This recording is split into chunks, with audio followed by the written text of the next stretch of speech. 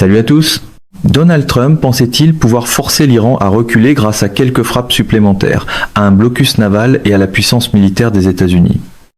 Si c'était réellement son calcul, il pourrait aujourd'hui se retrouver enfermé dans ce que les stratèges appellent un piège d'escalade. Un piège où chaque nouvelle attaque coûte plus cher, consomme davantage de munitions et augmente les risques économiques sans rapprocher Washington d'une véritable victoire.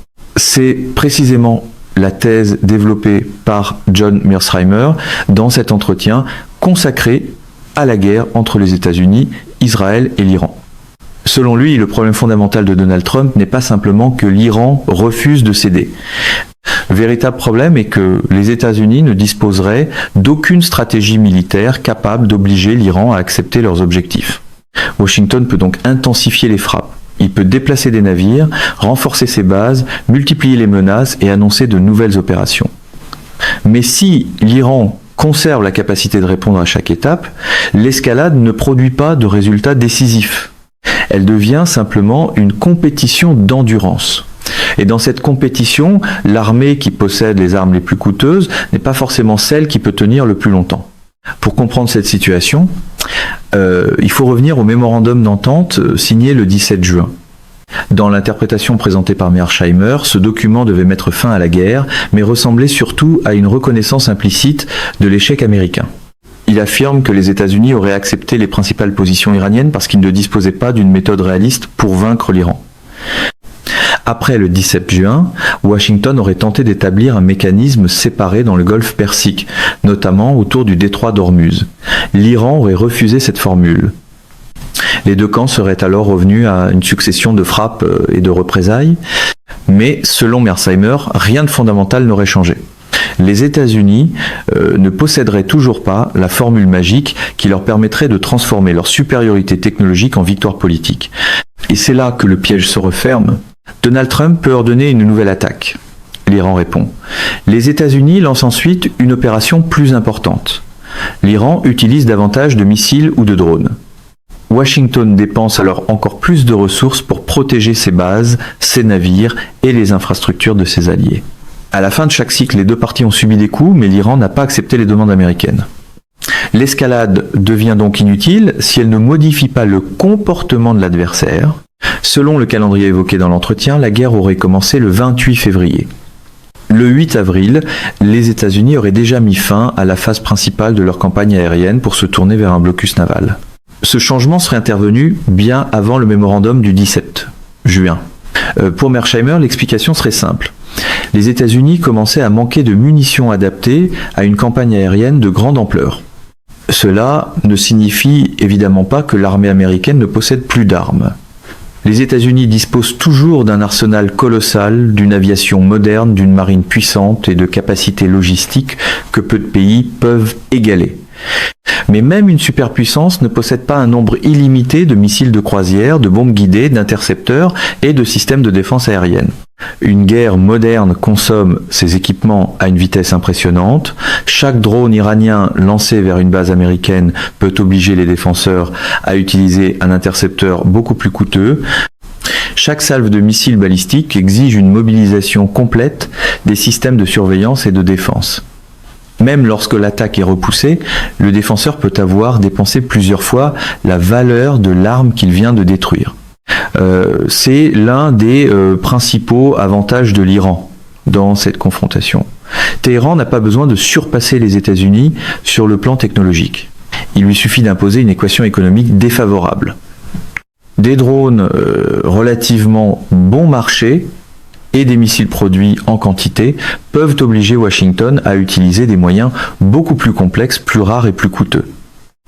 Cette logique est particulièrement dangereuse pour les États-Unis car leurs ressources ne sont pas destinées uniquement au Moyen-Orient. Washington doit également maintenir ses engagements en Europe, soutenir ses alliés en Asie et conserver suffisamment de capacités pour dissuader la Chine. Chaque arme dépensée contre l'Iran est une arme qui devra être remplacée avant de pouvoir être utilisée sur un autre théâtre. La question n'est donc pas seulement de savoir si les États-Unis peuvent continuer à combattre aujourd'hui. Ils le peuvent certainement. La véritable question est de savoir combien de temps ils peuvent maintenir cette intensité sans affaiblir leurs autres priorités stratégiques. Cela nous conduit à un point essentiel de l'analyse de Mearsheimer. Une défaite américaine contre l'Iran ne signifierait pas automatiquement la fin de la puissance mondiale des États-Unis. Il faut distinguer une défaite régionale de l'effondrement d'une grande puissance. Mearsheimer rappelle que les États-Unis ont déjà perdu la guerre du Vietnam. Cette défaite a été extrêmement grave sur les plans militaires, politiques et psychologiques. Pourtant, elle n'a pas détruit la puissance fondamentale du pays. Quelques années plus tard, l'Union soviétique s'est effondrée et les États-Unis sont devenus la seule superpuissance du système international. Dans cette perspective, l'Iran ne constitue pas la principale menace contre la position mondiale des États-Unis. Le véritable concurrent stratégique est la Chine. Selon Mearsheimer, la période où les États-Unis dominaient seuls le système international aurait pris fin autour de 2017, lorsque le monde serait véritablement passé d'un ordre unipolaire à un ordre multipolaire. La Russie serait redevenue une grande puissance militaire, tandis que la Chine aurait atteint un niveau économique et stratégique lui permettant de menacer directement la prééminence américaine. La guerre contre l'Iran ne détruit donc pas immédiatement la puissance américaine, mais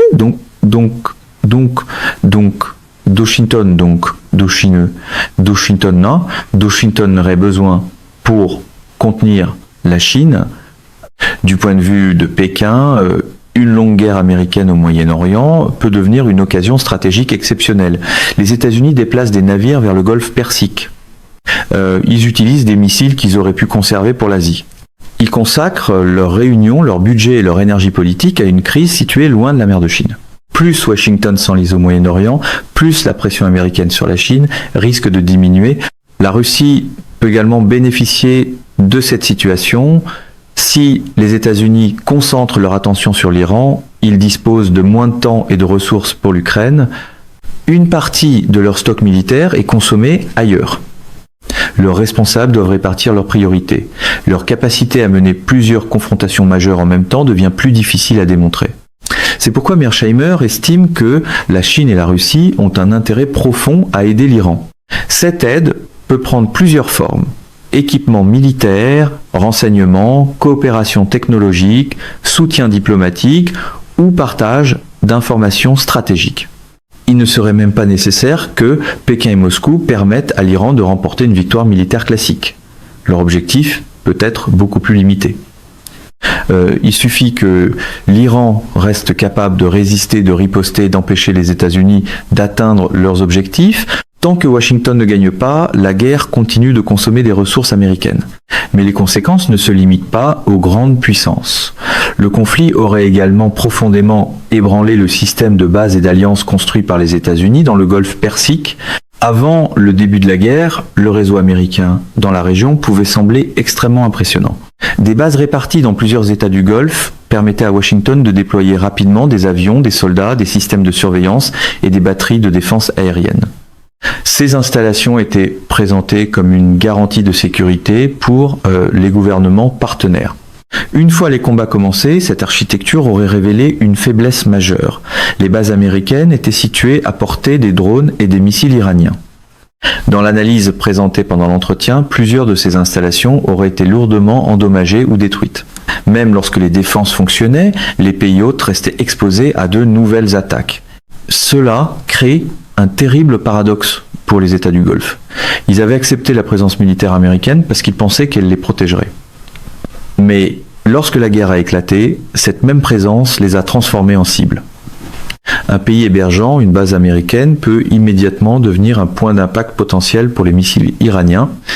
Ces ports, ces aéroports, ces infrastructures énergétiques et ces centres urbains peuvent se retrouver menacés, non pas malgré son alliance avec Washington, mais précisément à cause de cette alliance. Pour les dirigeants de la région, la leçon peut être brutale. Une garantie de sécurité qui attire davantage d'attaques qu'elle n'en empêche doit être réévaluée. Mearsheimer ne prévoit pas nécessairement une rupture complète entre les pays du Golfe et les États-Unis. Ces gouvernements continueront probablement à entretenir d'importantes relations économiques, diplomatiques et militaires avec Washington. Mais ils pourraient chercher à réduire leur dépendance. Ils pourraient surtout tenter de parvenir à un accommodement avec l'Iran. La logique serait simple. Si Téhéran possède la capacité de causer des dommages considérables, il devient plus prudent de maintenir avec lui une relation stable plutôt que de dépendre entièrement d'une protection américaine incertaine. La Chine pourrait alors jouer un rôle de plus en plus important. Pékin dispose de relations économiques avec les États de la région, achète une grande quantité d'énergie et peut se présenter comme un partenaire moins directement impliqué dans les rivalités militaires locales. Le Moyen-Orient ne deviendrait pas nécessairement anti-américain, mais il pourrait devenir beaucoup plus multipolaire. Les pays chercheraient à conserver de bonnes relations avec les États-Unis tout en approfondissant leurs liens avec la Chine et en évitant une confrontation directe avec l'Iran. Au centre de cette transformation se trouve le détroit d'Ormuz. Ce passage est l'un des points les plus sensibles de l'économie mondiale. Une part considérable du commerce énergétique international dépend de la navigation dans cette zone étroite. Contrôler ou perturber le détroit ne permet pas seulement d'obtenir un avantage militaire. Cela permet de faire pression sur les marchés, les gouvernements et les entreprises du monde entier.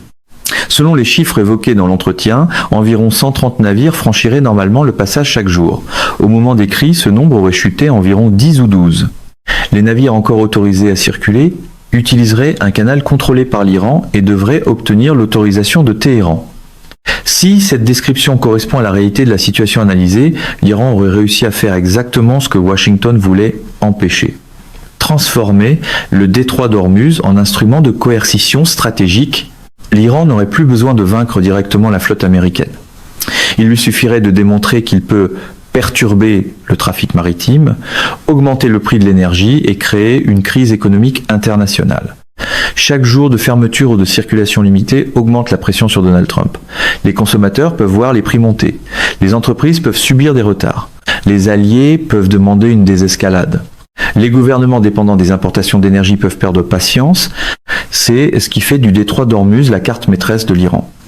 Mearsheimer souligne également une différence importante entre cette guerre et le conflit de 12 jours qui aurait opposé l'Iran aux États-Unis et à Israël du 13 au 25 juin 2025.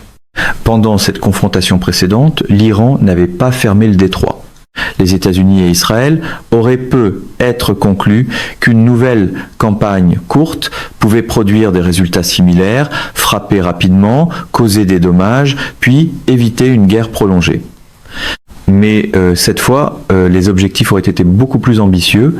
Il ne s'agissait plus seulement d'affaiblir certaines installations iraniennes. Washington et Israël auraient cherché à provoquer un changement de régime, à éliminer la capacité iranienne d'enrichir de l'uranium, à détruire les missiles balistiques et à mettre fin au soutien de Téhéran au Hezbollah, au Hamas et aux Houthis. Lorsque les objectifs d'une guerre deviennent existentiels pour l'adversaire, il est logique que sa réponse devienne également plus importante. L'Iran aurait donc utilisé une arme économique qu'il avait gardée en réserve pendant le conflit précédent. En fermant ou en contrôlant le détroit d'Ormuz, Téhéran aurait changé la nature même de la guerre. Selon Mearsheimer, les États-Unis et Israël auraient échoué dans chacun de leurs grands objectifs. Le régime iranien serait toujours en place. Les capacités d'enrichissement n'auraient pas été éliminées. Les missiles balistiques continueraient de jouer un rôle central. Le soutien iranien à ses partenaires régionaux n'aurait pas disparu. Pire encore pour Washington et Tel Aviv, l'Iran aurait obtenu un nouvel avantage, en démontrant qu'il peut contrôler le passage maritime le plus important de la région. Pour les États-Unis, cet échec serait grave, mais il ne représenterait pas une menace immédiate pour leur existence. Pour Israël, la situation est beaucoup plus inquiétante. La priorité stratégique d'Israël reste le programme nucléaire iranien. Or, selon cette analyse, la guerre n'aurait pas réussi à l'arrêter. Si aucun nouvel accord nucléaire n'est conclu, l'Iran pourrait tenter d'aller plus loin dans le développement de ses capacités. Mearsheimer prend soin de préciser qu'il ne considère pas l'acquisition d'une arme nucléaire iranienne comme certaine, mais il juge cette possibilité suffisamment sérieuse pour modifier les calculs israéliens. C'est ici qu'apparaît le scénario le plus dangereux de toute la discussion. Si Israël estime que l'Iran se rapproche d'une arme nucléaire et que les moyens conventionnels ne peuvent plus l'arrêter, certains dirigeants israéliens pourraient envisager des options extrêmes. La conversation évoque alors ce que l'on appelle parfois l'option Samson, c'est-à-dire l'idée que Israël pourrait utiliser son propre arsenal nucléaire dans une situation considérée comme existentielle. Il ne s'agit pas d'une prédiction certaine, mais le simple fait qu'un tel scénario soit discuté montre à quel point la guerre pourrait avoir aggravé le problème qu'elle prétendait résoudre. Une campagne lancée pour empêcher l'Iran d'acquérir une capacité nucléaire pourrait finalement renforcer la conviction iranienne qu'une véritable dissuasion est nécessaire. De son côté, Israël pourrait se sentir obligé d'agir avant que cette capacité n'existe. Le risque de mauvaise décision devient alors immense. Cette divergence menace également les relations entre les États-Unis et Israël. Israël aurait été fermement opposé au mémorandum du 17 juin car il ne voulait pas que Washington accepte un accord permettant à l'Iran de conserver une partie de ses capacités. Donald Trump, en revanche, doit prendre en compte d'autres priorités. Il doit protéger les stocks militaires américains, limiter les dégâts économiques, éviter une guerre interminable et se préparer aux élections de mi-mandat. Les intérêts de Washington et de Tel Aviv ne sont donc plus parfaitement alignés. Cela ne signifie pas que les États-Unis vont abandonner Israël. Mearsheimer prévoit au contraire que l'alliance restera très forte. Mais après la conclusion d'un accord avec l'Iran, Washington pourrait exercer une pression considérable sur le gouvernement israélien pour l'empêcher de relancer les hostilités. Donc, les États-Unis se retrouveraient alors dans une position particulièrement inconfortable. Ils devraient continuer à défendre Israël tout en essayant de le retenir. Ils devraient garantir sa sécurité tout en lui interdisant une action militaire susceptible de ramener l'Amérique dans la guerre. Plus Washington insisterait pour empêcher une nouvelle attaque israélienne, plus les tensions entre les deux alliés pourraient augmenter. Donald Trump peut-il éviter cette situation en continuant simplement à combattre jusqu'à ce que l'Iran cède ? Pour Mearsheimer, la réponse est non. L'Iran n'aurait aucune raison d'accepter un accord plus défavorable que celui du 17 juin. Au contraire, les événements récents auraient renforcé sa position. Téhéran aurait démontré sa capacité à attaquer les bases américaines, à résister aux frappes, à imposer des coûts économiques et à contrôler le détroit d'Ormuz. Plus la guerre dure, plus cette capacité de coercition devient visible. Donald Trump peut poursuivre l'escalade pendant un certain temps, il peut essayer d'augmenter progressivement la pression sans revenir à une campagne aérienne totale, mais si les États-Unis ne possèdent pas les munitions nécessaires pour maintenir indéfiniment l'effort, et si les dommages économiques continuent d'augmenter, le président sera tôt ou tard obligé de négocier. La question serait donc plus de savoir si Trump va céder. La question serait de savoir quand. Et le calendrier politique joue contre lui. Les élections de mi-mandat approchent. Donald Trump ne veut certainement pas apparaître devant ses électeurs avec l'étiquette d'un président ayant perdu une guerre. Il a besoin d'un résultat qui puisse présenter comme une victoire. Le scénario le plus probable, selon Mearsheimer, serait donc le suivant. Trump accepte un accord proche des positions iraniennes, puis déclare publiquement que les États-Unis ont remporté un immense succès. Ses alliés politiques répéteraient cette version. Il pourrait affirmer que l'Iran a été puni, que ses infrastructures ont été endommagées, que les États-Unis ont démontré leur force et que la paix a été obtenue grâce à la détermination présidentielle. Le problème est que le public pourra comparer ce discours aux résultats visibles. Le gouvernement iranien sera-t-il toujours en place ? Le programme nucléaire aura-t-il réellement été supprimé ? Les missiles iraniens auront-ils disparu ? Le détroit d'Ormuz sera-t-il de nouveau entièrement ouvert sous la protection américaine ? Israël considérera-t-il l'accord comme satisfaisant ? Si les réponses à ces questions sont négatives, il deviendra difficile de présenter le résultat comme une victoire stratégique. C'est là que se situe le véritable affrontement final. Il ne se jouera peu, être pas entre deux armées, mais entre la communication politique et la réalité observable. Donald Trump pourra demander aux Américains de croire qu'il a gagné, mais les citoyens, les alliés et les gouvernements étrangers regarderont ce qui s'est réellement passé. Ils verront un Iran qui a résisté à une coalition beaucoup plus puissante. Ils verront des bases américaines devenues vulnérables, ils verront le commerce maritime perturbé, ils verront Washington obligé de revenir à la table des négociations. Avant cette guerre, peu d'observateurs imaginaient probablement que l'Iran pourrait obtenir un tel résultat face aux États-Unis et à Israël. Même les dirigeants iraniens ne savaient peut-être pas exactement jusqu'où leur stratégie pourrait fonctionner. Ils savaient qu'ils possédaient des cartes importantes. Ils disposaient de missiles, de drones, d'une géographie favorable et de la possibilité de perturber le détroit d'Ormuz. Mais il était difficile de prévoir que ces éléments pourraient, à ce point, limiter la liberté d'action américaine. C'est précisément pourquoi la situation est si grave pour Donald Trump. Il ne peut pas facilement gagner. Il ne peut pas continuer indéfiniment. Il ne peut pas abandonner sans subir un coup politique. Et il ne peut pas garantir qu'Israël acceptera calmement le compromis qu'il devra peu être signé. Même si une paix est conclue, le Moyen-Orient ne reviendra pas à la situation antérieure. Les pays du Golfe auront compris que les bases américaines peuvent devenir des aimants à missiles. Ils chercheront probablement à améliorer leurs relations avec l'Iran et la Chine. La Russie et Pékin auront observé que les États-Unis peuvent être obligés de diviser leurs ressources. Israël restera profondément inquiet face au programme nucléaire iranien. Quant à l'Iran, il aura démontré qu'un pays beaucoup moins puissant peut résister à une superpuissance lorsqu'il combine des armes relativement peu coûteuses, une position géographique stratégique et une volonté politique suffisante. Cela ne signifie pas la fin des États-Unis. L'Amérique restera l'un des pays les plus puissants du monde. Mais cette guerre pourrait confirmer une réalité que Washington a parfois du mal à accepter. La puissance militaire ne permet pas de tout obtenir. Un arsenal sophistiqué ne remplace pas une stratégie, une campagne aérienne ne garantit pas un accord politique, une alliance régionale ne protège pas automatiquement les bases qui la composent, et une déclaration de victoire ne suffit pas toujours à effacer les résultats visibles d'une guerre. Donald Trump peut encore intensifier les opérations, il peut encore menacer l'Iran et présenter chaque attaque comme la preuve que Washington conserve l'initiative.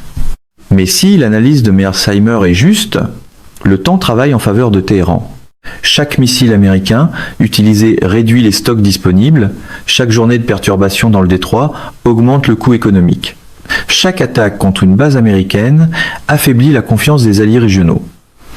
Et chaque semaine qui rapproche les États-Unis des élections de mi-mandat augmente la pression sur la Maison-Blanche.